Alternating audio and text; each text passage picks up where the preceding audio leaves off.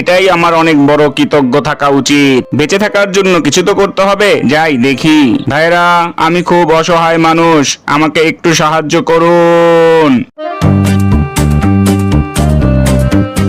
তোমার মতো ন্যায়, সৎ ও ধনী ব্যক্তির বউ হতে পেরে আমি খুবই কৃতজ্ঞ। আমি এটা বুঝতে পেরেছি, পরিশ্রম করলেই সফলতা পাওয়া যায়। শুধু পরিশ্রমই না, তার সাথে সাথে তোমাকে অন্যকে সহায়তা করতে হবে, অহংকার মুক্ত থাকতে হবে, সাথে সাথে মানুষকে ভালোবাসে তার থেকে কাজ আদায় করে নিতে হবে। জি বুঝেছি, আসার সময় মাছ কিনে নিয়ে এসো কিন্তু। ঠিক আছে, বড় দেখে ভালো মাছ কিনে নিয়ে আসবো।